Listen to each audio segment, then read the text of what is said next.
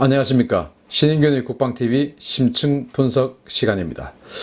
오늘 심층 분석해드릴 내용은요. 제목을 일단 알려드리겠습니다.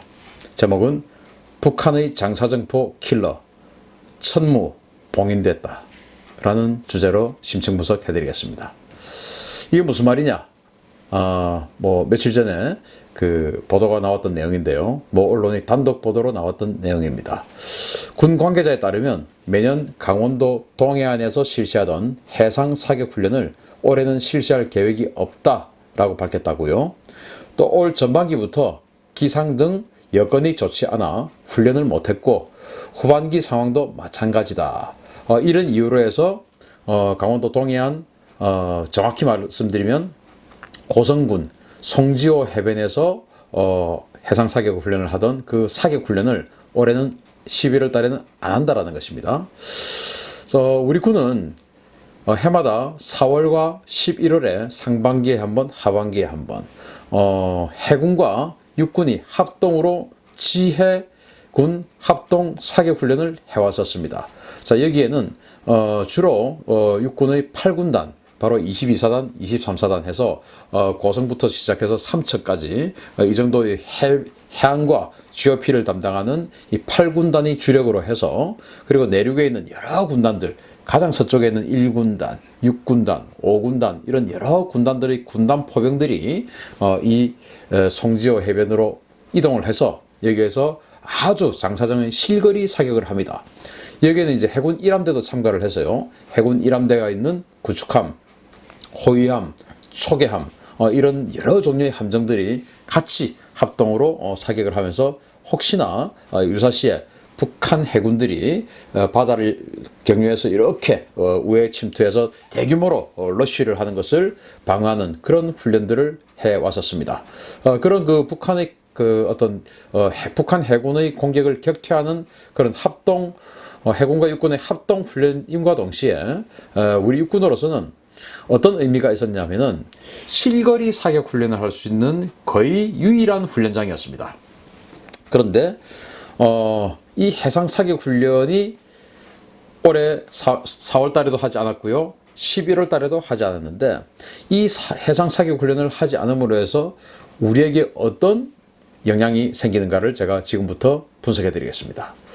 우리 육군은 철원의 문해리 사격장, 연천의 다락대 사격장 이런 식으로 몇 군데의 육지 내륙의 사격장이 있습니다. 포병 사격장이 있는 것이죠. 그런데 그 포병 사격장은 아시다시피 우리 경기도 이런 곳에 얼마나 인구 밀도가 높습니까? 따라서 우리 군이 가지고 있는 여러 종류의 포탄들 중에서 주로 사정거리가 최대 사정거리가 30에서 한 40km 정도 되는데요. 이 정도 포탄 사격을 할 수 있는 곳은 육지 내륙 어디에도 없습니다. 그렇기 때문에 주로 우리 육군은 사정거리 한 5km, 6km 이 정도 거리밖에 안 되는 사격장에서 포병 사격을 하는데, 실제로 40km의 사정거리를 가지고 있는 포라 하더라도 전 생애에 걸쳐서 그냥 한 5km, 6km 사격만 평생 하고 퇴역을 하는 겁니다. 우리 국토가 좁다 보니까. 그런데 그런 것들을 1년에 2번 강원도 고성군의 송지호 해변에서 이런 실거리에 가까운 사격 훈련을 하다 보니까 거기에 이동해서 이제 실거리 사격을 해보는 것이죠. 그런 가치가 있는 곳인데 이제 남북 군사 합의서에 의해서 MDL에서, 즉 군사분계에서 강원도 지역 같은 경우는 40km 이내에는 포병 사격이나 해안포 사격 그리고 함정의 사격 훈련을 금지하는 그런 합의를 했기 때문에 이제 사격을 하지 못하게 된 겁니다. 왜냐? 고성에 있는 그 송지호 해변 사격장은 군사분계선에서 32km밖에 떨어져 있지 않습니다. 따라서 이제 그 사격 훈련을 못하게 된 것이죠.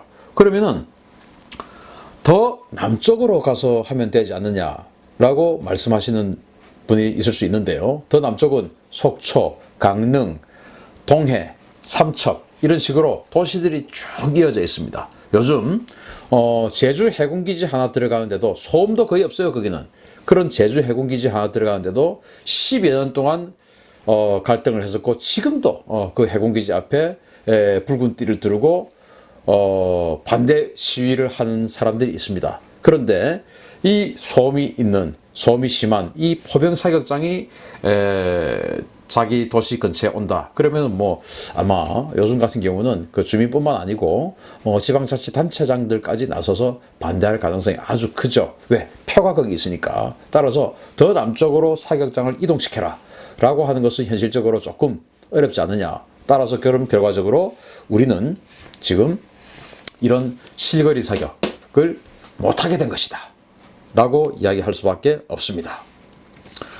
자, 그런데 이게 또 무슨 영향이 있을 수 있느냐라고 또 분석을 해드리면, 일단 우리 군이 가지고 있는 여러 종류의 그 화포들이 있습니다. 화포들이 있는데 여러 종류의 화포들을 제가 일단 하나하나씩 소개를 해드리겠습니다. 가장 먼저 지금 가장 최근에 우리가 독자적으로 개발한 천무라고 하는 그런 다련장 로켓이 있는데요. 이 천무는 표준 사거리가 45km, 최대 사정거리는 80km. 그 80km는 유도 로켓입니다. 아주 정확하죠. 그리고 이제 미국으로부터 수입한 M270 MLRS라고 하는 또 다련장 로켓이 있습니다. 이거는 이제 표준 사거리는 32km, 그리고 최대 사거리는 45km. 탄이 달라요. 45km까지 날아가는 그런 로켓이고요.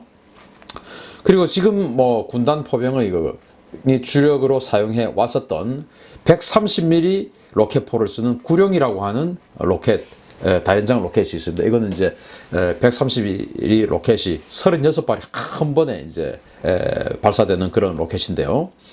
이거는 이제 표준 사거리가 23km, 그리고 최대 사정거리는 36km입니다.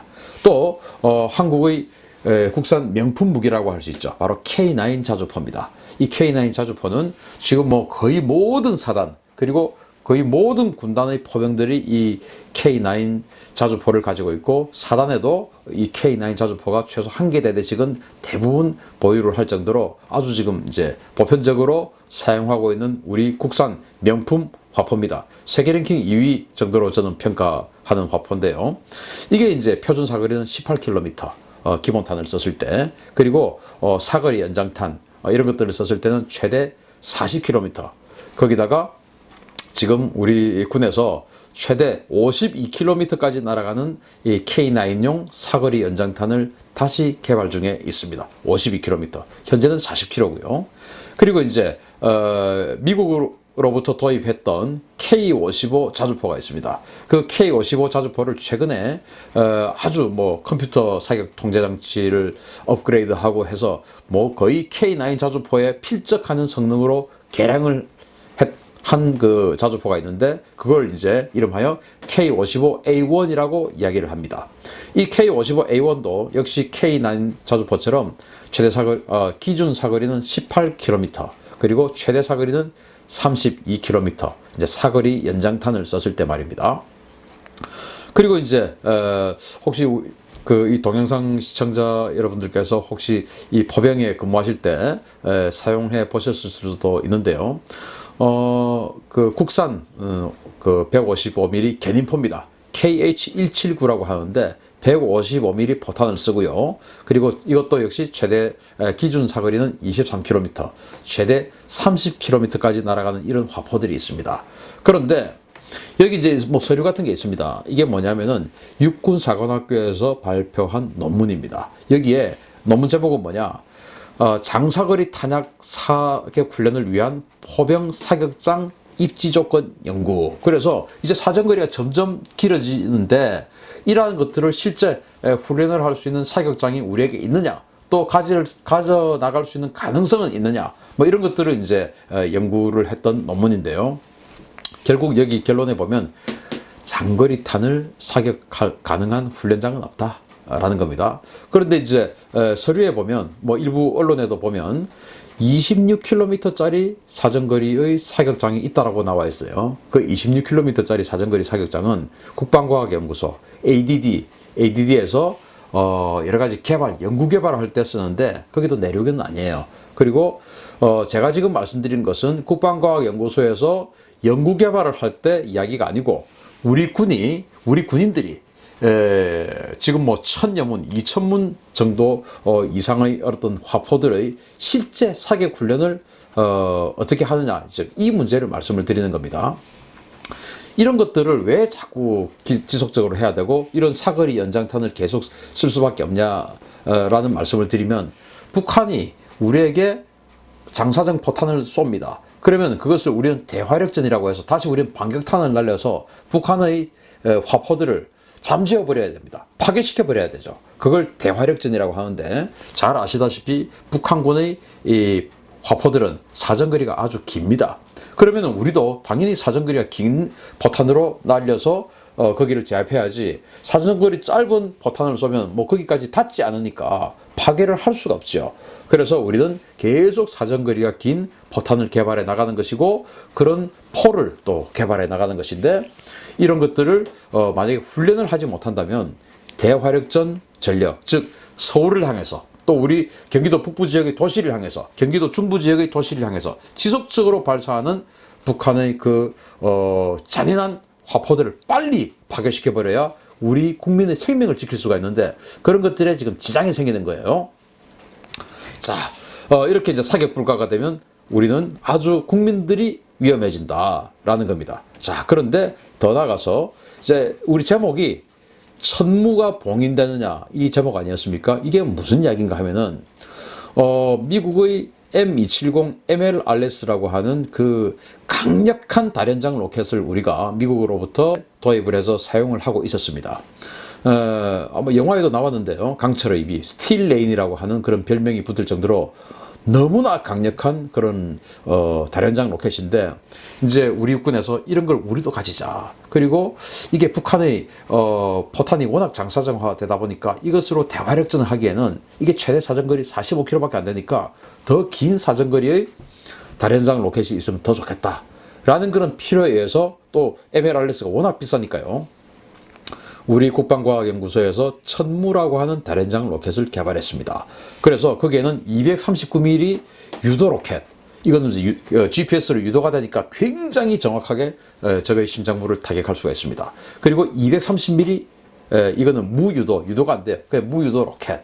그리고 이제 구룡, 지금 군단 포병에서 지금 쓰고 있는 130mm, 구룡이 쓰고 있는 그 탄을 아다트를 끼워서 쓸 수 있게끔 이렇게 세 가지 탄을 쓸 수 있는 그런 천무 다련장 로켓을 개발을 했습니다. 아주 정말 박수 쳐줄 어떤 그런 이야기죠. 특히나 이 구룡은 대단히 능력 있는 그런 포입니다.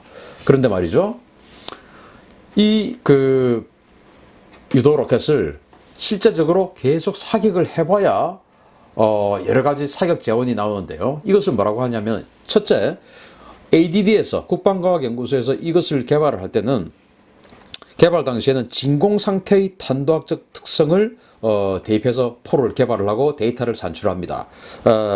그것을 이제 사표라고 하는데, 여기에다가 외부 탄도학적 특성, 즉 풍향, 풍속, 온도, 기압, 뭐 이런 것들이 다를 때 곡사 화기들은 굉장히 이제 정확도가 틀어질 수가 있어요. 따라서 외부 탄도학적 특성인 풍향, 풍속, 온도, 기압에 따라서 바뀌고 있는 이런 여러 가지들을 계속 지속적으로 사격을 해봐야 됩니다. 그러한 어떤 외부 탄도학적 특성을 이제 대입을 하는 것이죠, 현장에서.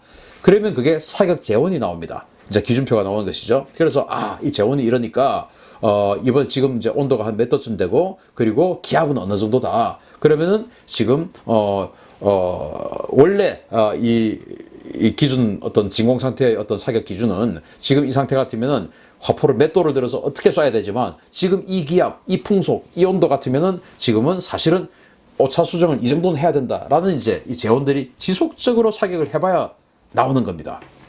그런데 문제는 이 230mm 유도 로켓 같은 경우는 최대 사거리가 80km이기 때문에 5, 60km 정도는 쏴봐야 그 재원이 나오는 거예요.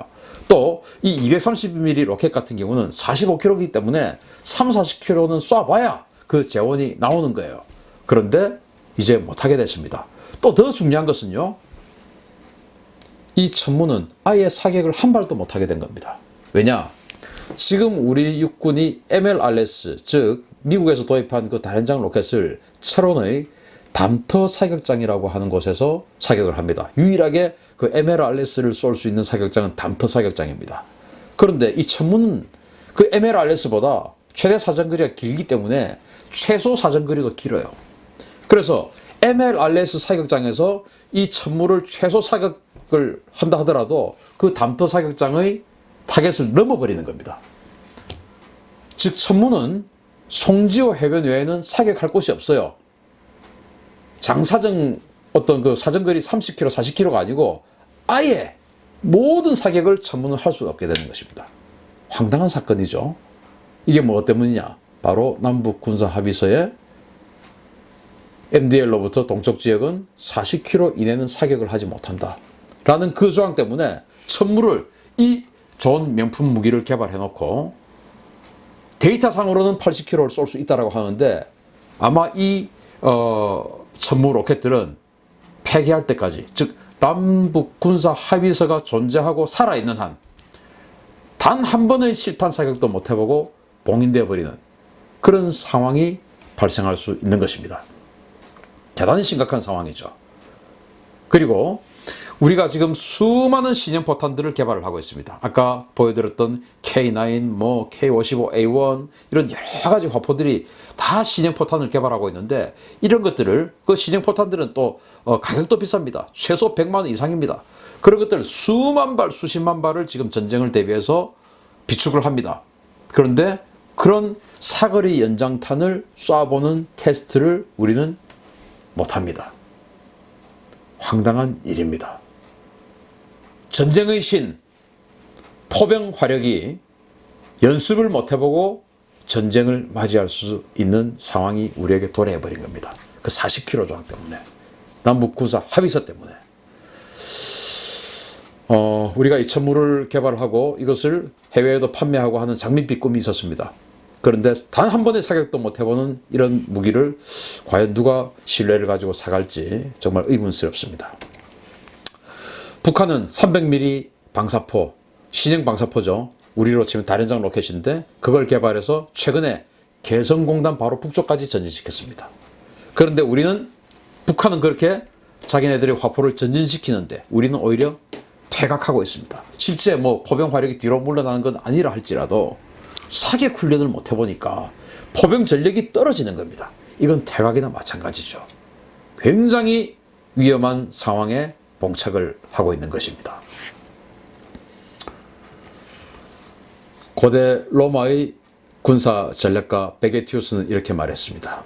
시비스 파셈 파라블럼. 우리말로 이야기하면 평화를 원하거든 전쟁을 준비하라. 아마 여러분들도 많이 들어보셨을 겁니다. 평화를 원하거든 전쟁을 준비하라. 전쟁에서 내가 상대에게 이길 수 있고 또 강대국 같으면은 나를 만약에 건드리면 너도 불구가 될 수 있다 라는 정도의 펀치력과 전력을 항상 가지고 있어야 우리에게 평화가 보장되는 거예요. 무장을 해제하고 평화를 구걸해서는 안 됩니다. 무장을 해제하고 구걸하는 평화는 우리가 무장을 하고 평화를 원하는 것보다 훨씬 더 큰 비용이 든다는 것을 우리는 기억해야 됩니다. 평화를 원하거든 전쟁을 준비해야 됩니다. 그러나 우리 포병은 실거리 사격 훈련을 하지 못하고 우리의 명품 무기 천무는 단 한 발의 사격도 하지 못하는 이런 상황이 발생하고 있습니다. 오늘 심층 분석 여기서 마치겠습니다. 감사합니다.